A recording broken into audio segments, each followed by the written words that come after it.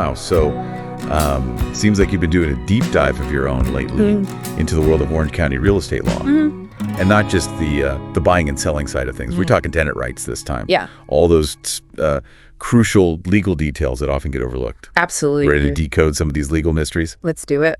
All right. It seems like you're really looking to be your own best advocate as a tenant here. For sure. Which is fantastic, especially with the legal landscape being so complex here in California. It can be a maze. Truly a maze. So let's start with the compass. Okay. The lease agreement. Right. Now, our sources all seem to agree that this document, it's more than just a formality. It's the bedrock of the whole tenant-landlord relationship. And what's interesting is how many people I've seen just kind of skim over it. Oh, yeah? It's a legally binding contract. It's not just about the rent amount. Right, of course. That's important. Crucial. But it's more than that. So much more. Yeah. We're talking maintenance responsibilities, pet policies, even those like really specific subletting clauses. It's all in the details. Yeah. So many potential like gotchas hidden in that legal jargon. Oh, yeah, you can't just skim it. Definitely guilty of skimming it myself in the past, I'll admit. Yeah. I think we all have at some point. But our sources make a really compelling case for understanding every single detail, no matter how small. Absolutely. And like your research points out, there are some really fascinating nuances in there. Like what? For example, service animals. Even if your lease says no pets, that cannot override California state law that protects your right to a service animal. Interesting. So those nuances can really make all the difference. Huge difference. Knowledge is power, right? Absolutely. Especially when it comes to something as crucial as having a roof over your head. Exactly. And that actually leads perfectly into the next thing I wanted to touch on. Okay, go for it. Evictions. Right. That's a big one. And your research spends a lot of time on evictions for good reason. It seems like California, and by extension, Orange County, is pretty tenant-friendly in that regard. Very much so. California operates under a just cause eviction system. Okay, and just to clarify for our listeners, what does just cause actually mean in this context? It means a landlord can't just evict you on a whim. They need a legally valid reason, and your research really digs into all of those reasons. That makes sense. It adds that layer of security for tenants. For sure. Knowing they can't be kicked out without a really good reason. Right. It protects you from arbitrary evictions. Exactly. So what are some of those common just causes that might lead to eviction? Well, the most obvious one is non-payment of rent. Right. Makes sense. But even then, there are nuances. Like some leases might have a grace period for those rent payments. Okay. And late fees. Those need to be reasonable and clearly outlined in the lease agreement. It's all about the details. So say you're a day or two late on rent. Don't panic just yet. Exactly. Check your lease first. What about other common reasons besides that? Lease violations are a big one. And this is where knowing the difference between, say, a minor violation and a serious violation is really key. That makes sense. Give me an example. Sure, like a one-time noise complaint. That's very different from, say, consistently disturbing the peace or engaging in illegal activities on the property. Right. Those are two very different scenarios. Exactly. So how are those more minor violations typically handled then? Usually, California law requires landlords to issue what's called a cure or quit notice for those minor correctable violations. Quit. It basically gives the tenant a chance to fix the problem within a reasonable time frame. So that noisy party example, just tone it down and you're in the clear. Exactly. Give the people what they want, a quiet night. Makes sense to me. But I imagine those more serious breaches, those don't come with as many second chances. Unfortunately not, no. So what happens then? Serious or repeated violations, those can lead to a much faster eviction process, sometimes even with as little as a 3-day notice to vacate. Whoa, that escalated quickly. It can. It really highlights how important it is to be aware of both your rights and your responsibilities as a tenant. Absolutely. And it's not just about avoiding those worst case scenarios either, right? Right. Knowing your rights can also empower you to advocate for yourself in all sorts of situations. Absolutely. And it happens more often than you might think. Give me an example. Say your lease prohibits overnight guests. Okay. But local ordinances actually allow for it. Interesting. That knowledge, knowing your rights in that situation, puts you in a much stronger position to negotiate with your landlord. It's like having a secret weapon. Exactly. Legal knowledge. Yeah. The best kind of weapon. So besides those lease violations, what else might a landlord use as grounds for a just cause eviction? Property damage is another common one. Okay. Again, it's not always so clear-cut. What do you... Well, landlords need to prove that the damage goes beyond normal wear and tear. That's fair, because things happen, right? Exactly. Think about it. Stuffed floors from everyday use. Yeah. That's a world of difference from, say, punching holes in the wall. Right, normal wear and tear versus actual damage. Exactly. Because if I accidentally spill some grape juice on the carpet, that shouldn't be grounds for eviction. Yeah, you're right, and that's why documentation is key. Documentation? In what way? Taking photos, videos of your rental when you move in and when you move out. It can be so helpful if your landlord tries to unfairly claim damage later on. Especially in the age of smartphones. I know, right? It's so easy to just take a quick video walkthrough. Exactly. And it can potentially save you a lot of headaches down the line. So let's say, hypothetically, the worst case scenario unfolds. Okay. And you find yourself facing an eviction notice. Mm-hmm. What does that process actually look like here in Orange County? First and foremost, don't panic. Easier said than done. I know, but panicking won't help anything. True. Your research actually does a great job of outlining the eviction process. Okay, good. And it often starts with a formal notice from the landlord. Okay. Now, this could be a 3-day, a 30-day, or even a 60-day notice, depending on the reason for the eviction. So many numbers to keep track of. I know, but the important thing to remember here is that ignoring this notice is never the answer. Why is that? Because ignoring it could lead to a lawsuit. Ooh. Okay, so that's when things get serious. Yeah, a little more complicated. A lawsuit, like in actual court. It can get to that point. That sounds intimidating. Definitely. So what happens if it actually goes to court? Well, in California, this type of lawsuit is called an unlawful detainer lawsuit. Unlawful detainer. Okay, got it. And it might sound scary. It kind of does. But the good news is you still have rights throughout this entire process.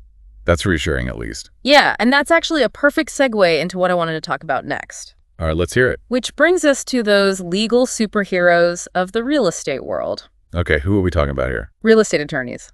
Oh, yeah, those guys, they're important. Your sources really emphasize just how crucial they are, especially in a state like California with all these intricate tenant protection laws. It's a lot to keep track of. It really is. So break it down for us. Why are real estate attorneys so important in these situations?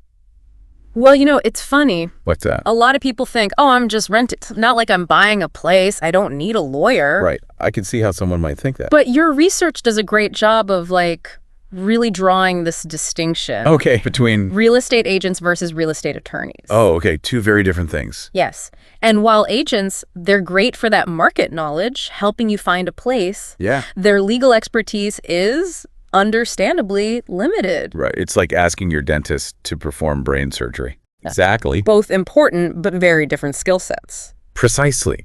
So when it's those really, really tricky legal questions that come up, you need someone who speaks the language of lease agreements, tenant rights, Fluently. Exactly, fluently. Yeah. That's where our trusty real estate attorney comes in. Right, because they're trained to spot those hidden clauses. Yes. Potential loopholes. All that. All the things that might seem a little off in a lease. Exactly. And most importantly, they can explain it all in plain English.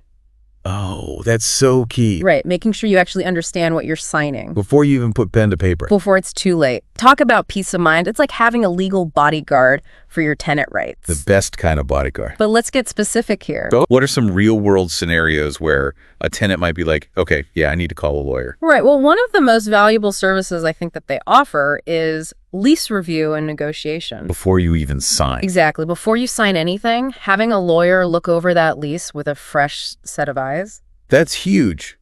I'll be honest. I've never even considered negotiating a lease before. I always thought they were set in stone. It's a common misconception, and while it's not always possible, Right? a skilled real estate attorney can often negotiate things like, pet clauses, Yep. parking arrangements, even rent increases sometimes, especially if you've been a good tenant for a long time. So they use their knowledge of the law Right. to advocate for the tenant. Exactly, because they know what's reasonable in the current market and what your rights are here in California. Wow. So it's not just about fixing problems after they arise, Right. but potentially preventing them in the first place. That's the ideal scenario. Right, really. exactly. But let's say a dispute with a landlord does come up. Okay. Is it too late to bring in an attorney at that point? Not at all. Okay, good to know. In fact, I'd say legal guidance is really essential when those disputes arise. How so? Well, because they can help you understand, like, what are your rights in that specific situation? Right, because the law can be so confusing sometimes. Exactly. And they'll explain it all in plain English, so you're not stuck trying to decipher legal jargon on your own. Nobody wants to do that. And then, once you understand your rights, they can guide you on the best course of action. Okay, that makes sense. Because a lot of times, they can actually resolve these issues just through negotiation. Really? So you can avoid going to court altogether? Exactly. Which can potentially save you a lot of money, a lot of stress in the long run. That's the kind of proactive approach I can get behind. Right. An ounce of prevention is worth a pound of cure. Exactly.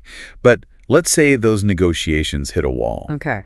And you find yourself facing like a potential eviction or some other really serious legal issue. You're right. Unfortunately, sometimes that happens. That's where having a real estate attorney on your side feels absolutely essential. It provides such peace of mind to know that you've got someone in your corner who knows the ins and outs of the legal system. So they're like your advocate, making sure your side of the story is heard. Precisely.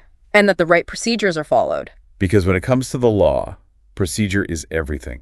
It really is. And if your case does escalate to court, that's when you really want someone experienced on your side. So they'll navigate all the complexities of the legal system for you. Exactly. Gathering evidence, filing motions, presenting your case to the judge, all while protecting your rights. It's like having a legal warrior fighting for your right to a safe, fair living situation. The best kind of warrior. So when it comes to pushing that, like call the lawyer button, is there an optimal time?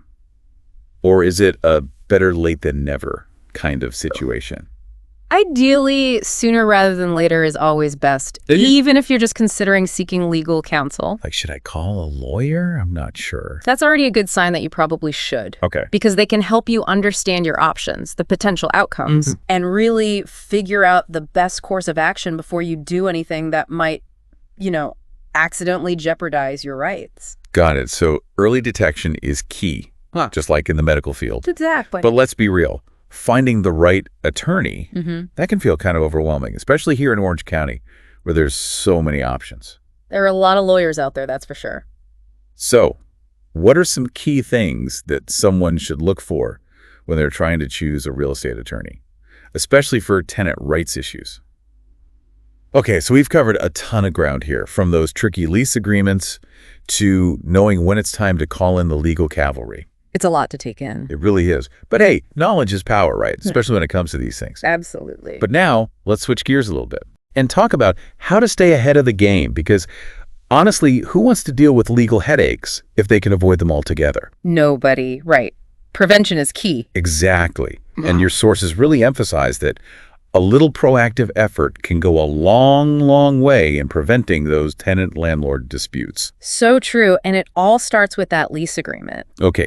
Back to the lease agreement. We talked about understanding it, like really understanding it. Inside and out. But it's worth repeating. It is. Familiarize yourself with every single detail, especially those clauses about rent payments, maintenance responsibilities, and those all-important lease violations. Right, because ignorance might be bliss in some areas of life. Right. But when it comes to legal documents, not so much. Definitely not. Assuming things or just hoping for the best, that can really backfire when it comes to tenant rights. So don't just skim and sign. Make sure you actually understand what you're agreeing to. Exactly. And beyond just reading the lease, one of the most powerful tools you have is documentation. Okay, so we're talking like receipts for rent payments, that kind of thing. Yes.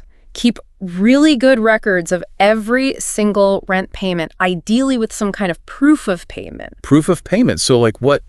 Give me some examples. A bank transfer confirmation, a time-stamped photo of a check, even a text message exchange with your landlord where they acknowledge they received the rent. Okay, so anything that proves you paid. Exactly. Because if a dispute arises later and your landlord tries to say you didn't pay, you've got that evidence. It's like building a fortress of evidence. I love that. A fortress of evidence. Brick by digital brick. Exactly. And don't stop at just rent payments, honestly. Document everything.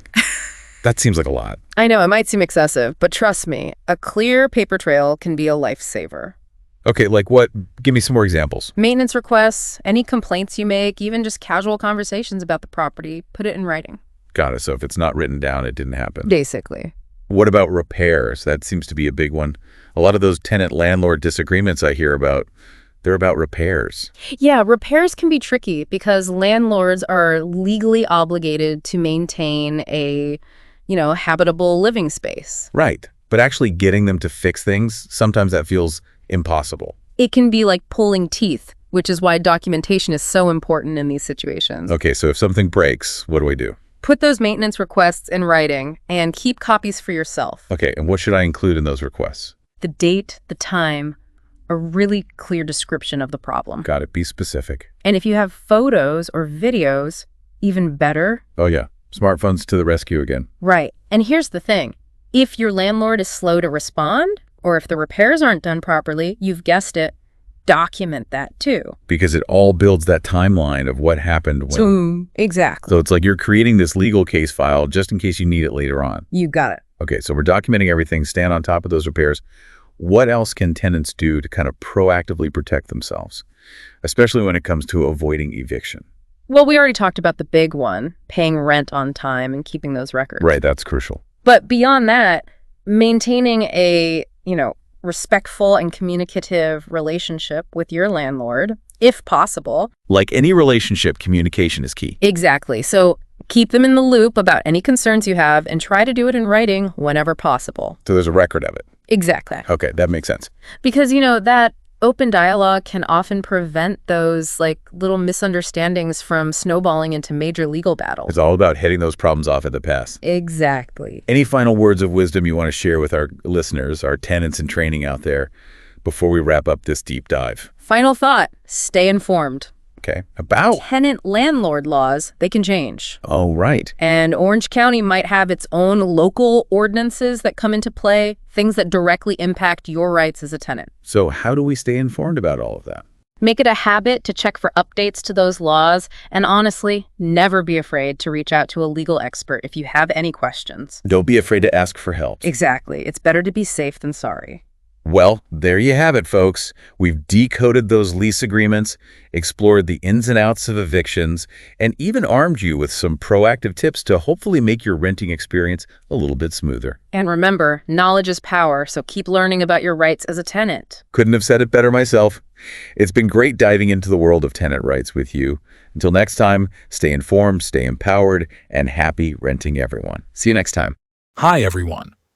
Welcome to Martinez Law Center, California. I specialize in unlawful detainers and eviction tenants at the Martinez Law Center in Southern California. We prioritize tenant rights, especially those suffering unlawful apartment or business evictions across the state. Martinez Law Center understands tenant issues and provides competent legal assistance.